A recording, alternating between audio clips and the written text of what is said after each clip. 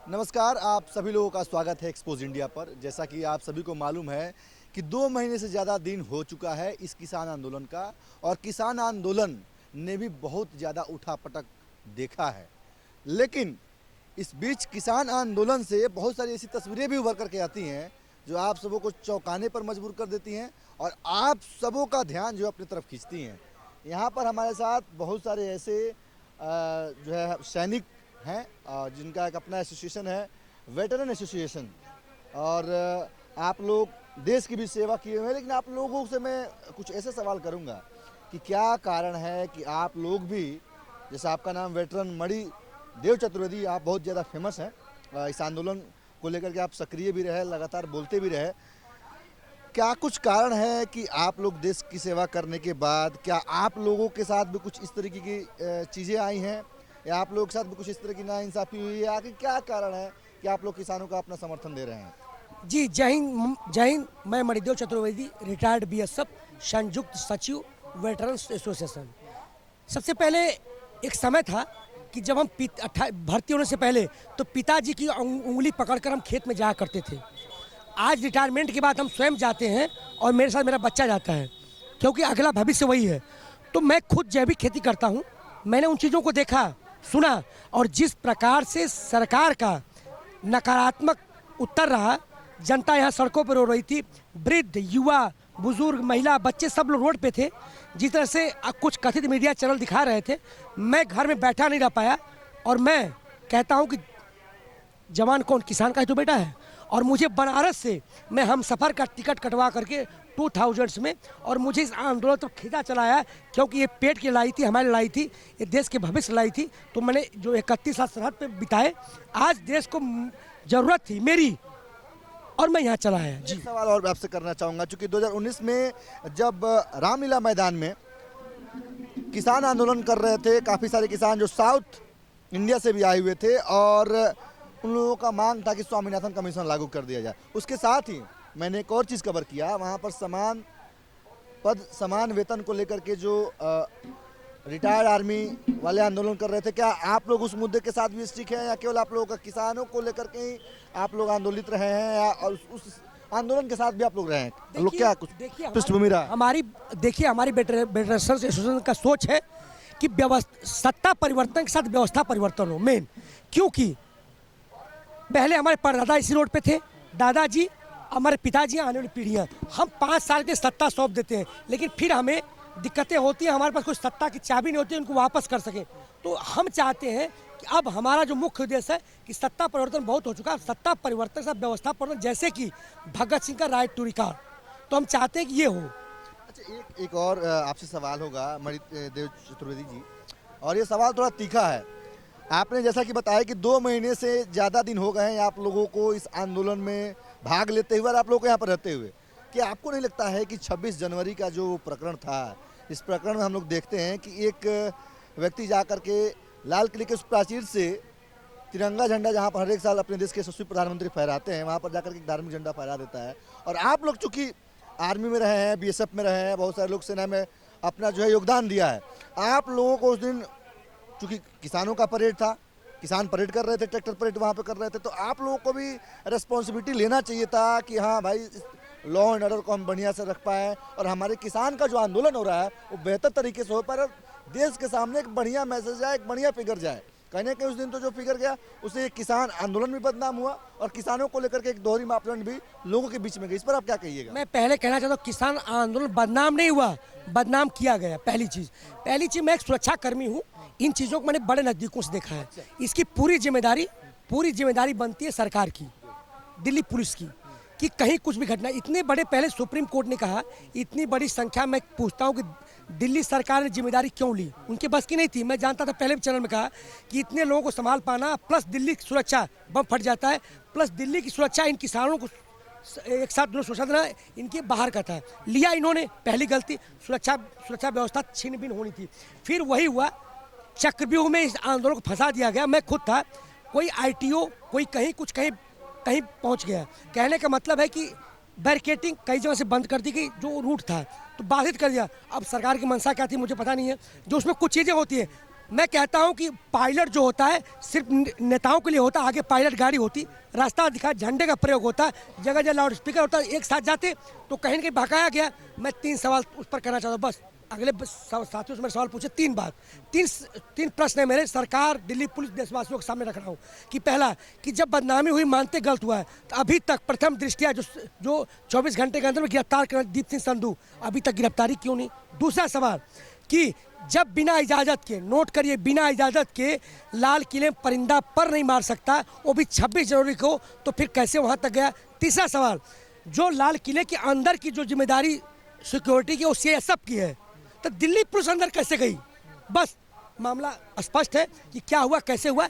इस आंदोलन बदनाम नहीं हुआ, बदनाम किया गया, जो आगे भी आपने 27-28 घटनाएं देखी होंगी, उसी का हिस्सा है। देश जान गया, जग गया है, लोकतंत्र जीतेगा हमेशा, तिरंगा न झुका है न झुकेगा, न हिंदुस्तान टूटा है न टूटेगा। जमीन इनकी है, धमक हमारी है, आगाज इन्होंने किया है, अंत हम करेंगे। जय जवान, जय जवान। अगले मैं वेटरन एसोसिएशन के सदस्य से बात करना चाहूँगा, चूँकि आप भी सेना में रहे होंगे, और आपसे मेरा सवाल यह है कि आप इस आंदोलन में आए हैं, क्या कुछ आपको विवश किया इस आंदोलन में आने के पहले? और दूसरा सवाल आपसे यह है कि आपको नहीं लगता है कि 26 जनवरी के दिन जो घटनाएं हुई वो देश को कहीं ना कहीं शर्मसार करने वाली थी? और क्या आप लोगों की सहानुभूति उन पुलिस कर्मचारियों के साथ भी है जो लोग उस दिन घायल हुए? जी, जय हिंद, वंदे मातरम। हरविंदर सिंह राणा, राष्ट्रीय प्रवक्ता, वेटरन एसोसिएशन। जी देखिए, सबसे पहले जो पहला क्वेश्चन क्या था आपका? अच्छा, हम लोग खुद सेना में जाने से पहले भी हमने खेती की है, और अभी भी हम आने के बाद खेती कर रहे हैं, क्योंकि हमारा जो बेस है वो कृषि है। और जब ये तीनों बिल आ रहे थे, इनकी ड्राफ्टिंग हो रही थी, तो हमने तब से इन पे नज़र हमारी बनी, क्योंकि हम भी कहीं ना कहीं इन चीज़ों में रुचि रखते हैं। तो पता चला, तो हमने जब देखा उनको, तो हमें समझ में आने लगा कि ये क्या होने वाला है और ये बहुत गलत होने जा रहा है। फिर हमने सोचा कि चलो ये आएंगे, अभी तो ड्राफ्टिंग हुआ है, तो संसद में बहस होगी, सारी चीज़ें होंगी, लेकिन तार तार कर दिया गया संविधान को। अध्यादेश किस स्थिति में लाया जाता है? जो भी युवा हैं, जो बुद्धिजीवी हैं, वो स्टडी करें। जिनको नहीं पता, जिनको पता है बहुत अच्छी बात है, जिनको नहीं पता वो स्टडी करें कि अध्यादेश किस स्थिति में लाया जाता है, और क्या इन्होंने अपने जो इनका एजेंडा था, जो इन्होंने अपना मैनिफेस्टो दिया था, उसमें 3 कृषि बिल थे? नहीं थे। तो अब इन्होंने अंधेरे रात के अंधेरे रास्ते में लेके आए। मैनिफेस्टो में नहीं था, बहुत सारी चीज़ें मैनिफेस्टो में नहीं होती, सरकार लेकर के आती है। जी, तो इस तरह थोड़ा ले आएगी, ये तो थोपने वाली बात हुई। स्वामीनाथन रिपोर्ट जो उसमें इन्होंने लागू करने की बात की थी, क्या वो की? जो इन्होंने करना चाहिए था वो तो इन्होंने किया नहीं, और ये रात के अंधेरे में चुपचाप लेके आते हैं उसको, और उसको अध्यादेश पारित कर देते हैं, प्रश्नकाल खत्म कर दिया जाता है, और ध्वनि मत से उसको पारित करा दिया जाता है। उसके बाद इस पे प्रोटेस्ट शुरू होते हैं। हम लोगों ने जिला स्तर पे बाकी जगह प्रोटेस्ट किए, कहीं कोई सुनवाई नहीं हुई।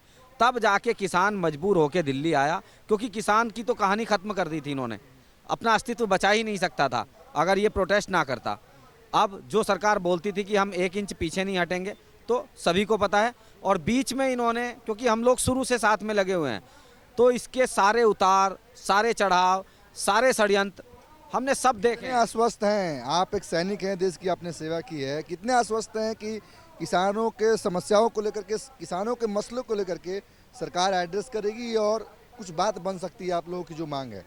जी देखो, इसमें क्या है, सरकार अगर शुरू से ही सरकार ने तानाशाही षड्यंत्रकारी रवैया अपना रखा है। अगर सरकार समाधान निकालना चाहती तो पहले ही समाधान निकल गया होता, लेकिन सरकार की मंशा ये थी कि कहीं ना कहीं इनको गलत साबित किया जाए और इस आंदोलन को खत्म किया जाए। उस जो आप कह रहे हैं कि गलत साबित किया जाए, कहीं ना कहीं आप लोगों में तो एक मंच दिया कि आप गलत साबित हो, और देश के सामने वो जो तस्वीर गई 26 जनवरी के दिन, जी देखिए, वो तो यही हुआ कि भाई किसान आंदोलन में खालिस्तानी हैं, उग्रवादी हैं, आतंकवादी हैं, इस तरह की तस्वीरें गई कि नहीं गई देश के सामने? जी देखिए, सत्य को परेशान किया जा सकता है, पराजित नहीं।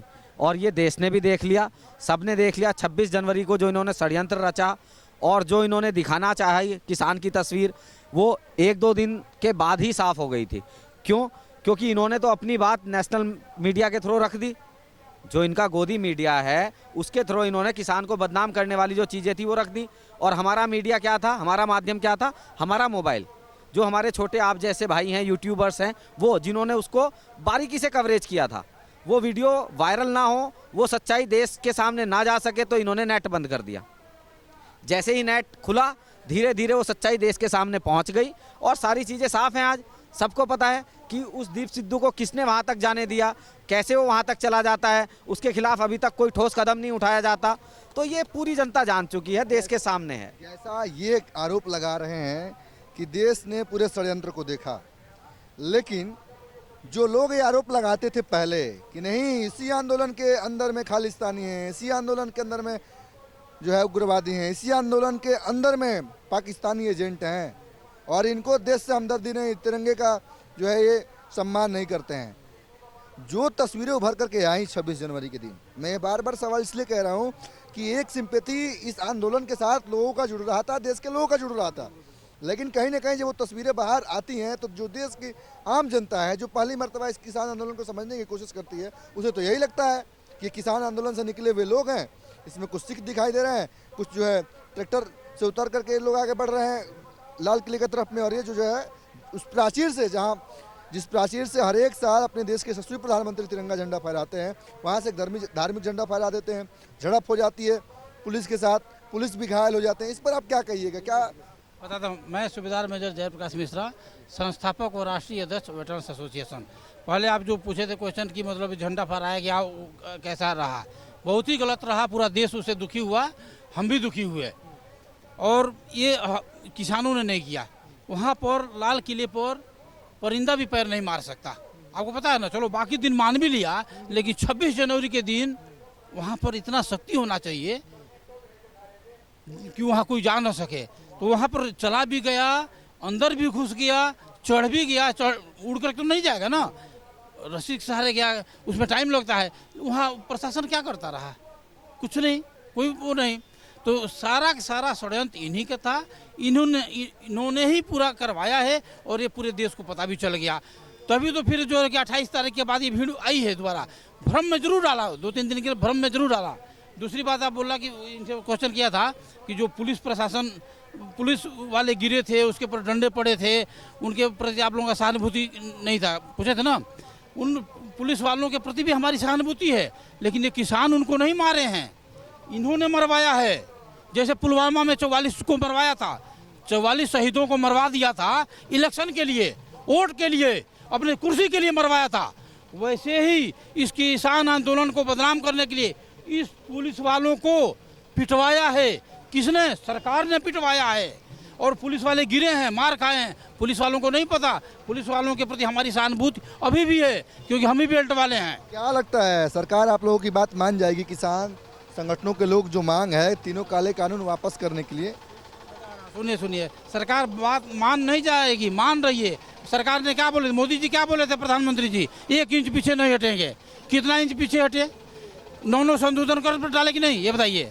और अभी जो है कि 1.5 साल के लिए मान रखे ना, ये बताइए। तीनों बिल उनकी तरफ से बिल्कुल सही है, तो संशोधन की बात ही कहाँ आती है बताइए। 9 संशोधन नहीं करना चाहिए था ना।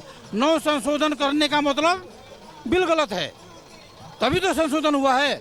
दूसरी बात, 1.5 साल के लिए मान रहे हैं, तो कहीं ना कहीं बिल गलत है। ये बताइए, खालिस्तानी बोल रहे हैं, खालिस्तानी है, पाकिस्तानी है, टुकड़े टुकड़े गैंग हैं। अगर वे खालिस्तानी है, पाकिस्तानी है, टुकड़े टुकड़े गैंग हैं, तो आप सरकार से पूछिए कि आप 12 दौर का वार्ता 12 दौर का वार्ता किसके साथ किया है? खालिस्तानियों के साथ किया है कि पाकिस्तानियों के साथ किया है कि टुकड़े टुकड़े गैंग के साथ किया है कि नकली किसानों के साथ किया है? ये 12 दौर का वार्ता क्यों हुआ और दोबारा ये आज वार्ता क्यों हो रही है? तो ये थे काफ़ी सारे रिटायर्ड सैनिक, और मैं कुछ दिखाना चाहते हैं, वो मैं दिखाना चाहूँगा जी। ये दिखाइए। ये जो अमर उजाला का हाँ एक फरवरी 2021 का पेपर है, हाँ इसमें कहता है, एक और देखिए कैसे षड्यंत्र, लाल किले पर मिले 10 जोड़ी मोजे और फौजी रस्से, और लास्ट में दिया है कि इसी बीच शामिल फौजियों ने इस वारदात को अंजाम दिया है। ये किसी आधार पे कह रहा होगा, ये कौन सी एजेंसी है जिसने कहा है? क्या ऐसा कुछ मिला कि इसमें यह भी कहा जा रहा है कि पहले रस्सी से लटक के लोग ऊपर गए, फिर अंदर से दरवाज़ा खुला, जो दरवाज़ा आपको तोप भी नहीं तोड़ सकती है। तो ये कहा गया कि अंदर गए, अरे भाई कैसे चले जाएंगे, सुरक्षा व्यवस्था कहाँ थी, चीज़ें। तो ये सब कुछ चीज़ें इसे स्पष्ट लगता है कि ये चीज़ें पहले ही सब कुछ फिक्स था, प्रायोजित था। इसीलिए मैंने 3 कहा था, बार बार मत पूछिए सवाल को। पहला सवाल कि जब परिंदा पर नहीं मार सकता तो अंदर गए कैसे लोग बिना इजाज़त के। दूसरा सवाल, जब वो आदमी गलत था जिसने अंजाम लिया दीप सिंह सिद्धू, तब प्रथम दृष्टया में 24 घंटे की गिरफ्तारी क्यों नहीं। तीसरा सवाल कि अंदर सीआईएसएफ की जिम्मेदारी बनती है ड्यूटी करने की, दिल्ली पुलिस कैसे नजर आई। तो आप बार बार ये प्रश्न पूछना आपका बेकार है कि ये निश्चित रूप से साफ जाहिर होता है कहीं न कहीं षड्यंत्र था। स्पष्ट होगा मेरे देशवासियों। जय हिंद। तो ये थे काफ़ी सारे रिटायर्ड सैनिक जो कि वेटरन एसोसिएशन के सदस्य हैं और ये लोग लगातार जो है इस किसान आंदोलन का समर्थन कर रहे हैं। और यहाँ पर गाजीपुर बॉर्डर पर अगर हम बात करते हैं तो काफ़ी दिनों से यहाँ पर हैं। और 26 जनवरी प्रकरण को लेकर के भी हमने सवाल किया और क्या लगता है कि ये जो सरकार है इनके पूरे मांग को मानेगी नहीं मानेगी, इसको लेकर के भी हम लोगों ने इनसे सवाल किया। एक्सपोज इंडिया ने सवाल किया और इन्होंने उन सवालों का बेबाकी से जवाब दिया। इसी तरह के तमाम सारे खबरों को देखने के लिए देखते रहे एक्सपोज इंडिया। कैमरा पर्सन एकांत के साथ मैं मृगेंद्र प्रताप सिंह, एक्सपोज इंडिया गाजीपुर। हमारे चैनल को लाइक करना, सब्सक्राइब करना न भूलें। धन्यवाद।